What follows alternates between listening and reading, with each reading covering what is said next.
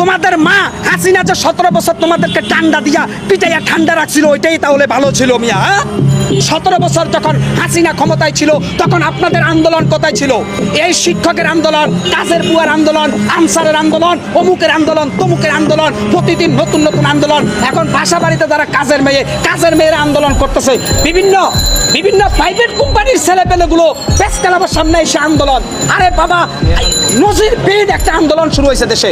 এর একটা উদ্দেশ্য হচ্ছে এই দেশকে ব্যর্থ করে দেওয়া, অন্তর্বর্তীকালীন সরকারকে ব্যর্থ করা, এই রাষ্ট্রটাকে ব্যর্থ করা। আজকে এত আন্দোলন কেন?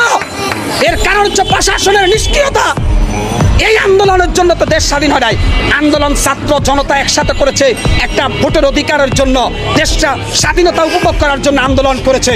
কিন্তু আজকে প্রতিদিন এই আন্দোলনের দাপটে রাজপথে মানুষগুলো ঘন্টার পর ঘন্টা জ্যামে আটকা পড়ে।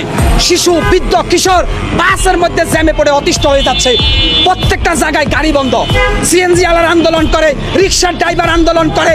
মানে এমন এক অবস্থা হয়েছে, আগামী দিনে মনে হয় পতিতালয়ের দেহ ব্যবসা যারা করে তারাও আন্দোলন করবে যে আমাদেরকে দেহ ব্যবসার লাইসেন্স দিতে হবে। ইউনূস সরকার, কি রোমহর্ষক ঘটনা বাংলাদেশে! এই কেমন আন্দোলনের যোগ শুরু হয়েছে? আমি দেশপ্রেমিক প্রশাসনকে বলবো, যারা কথায় কথায় আন্দোলনের রাস্তাঘাট বন্ধ করে দিচ্ছে, এদের মাজার হাড্ডি ভেঙে ফেলেন। জনগণ আপনাদের পাশে আছে।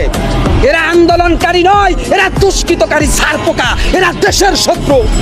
কিসের আন্দোলন তোমাদের এত? হ্যাঁ, তোমাদের মা হাসিনা যে 17 বছর তোমাদেরকে ঠান্ডা দিয়া পিটাইয়া ঠান্ডা রাখছিল ওইটাই তাহলে ভালো ছিল মিয়া। কি কথা নাই, বার্তা নাই, হুট করে তোমাদের 13 দফা, 14 দফা, 50 দফা, এত দফা কোত্থেকে পাইছো তোমরা? এই দফার সাথে জনগণের রবা দফা শেষ। অতএব আমি বাংলাদেশের সুশীল সমাজ, বুদ্ধিজীবী, রাষ্ট্রের গণ্যমান্য ব্যক্তিদের বলবো, পুলিশকে আন্দোলনকারীদের বিরুদ্ধে অল আউট অ্যাকশন নেওয়ার নির্দেশ দেন। এই ফাইজলামি এই দেশে চলতে পারে না।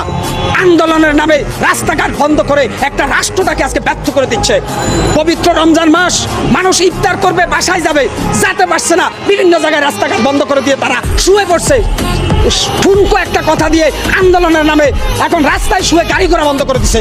পবিত্র রমজান মাস, ইবাদতের মাস, এই মাসও তারা জনগণকে অতিষ্ঠ করে দিচ্ছে আন্দোলনের দফা দিয়ে। কেন? এর কারণ হচ্ছে এই আইন শৃঙ্খলা বাহিনী এখন নিষ্ক্রিয় ভূমিকা পালন করে সার্কাস খেলা দেখছে পুলিশ আন্দোলনের উপরে মারমুখী আচরণ না করার কারণে যারা বখাটে আন্দোলনকারী তারা দুঃসাহস দেখানোর মতো চেষ্টা করে যাচ্ছে।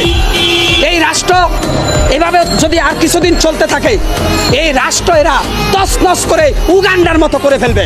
যেভাবে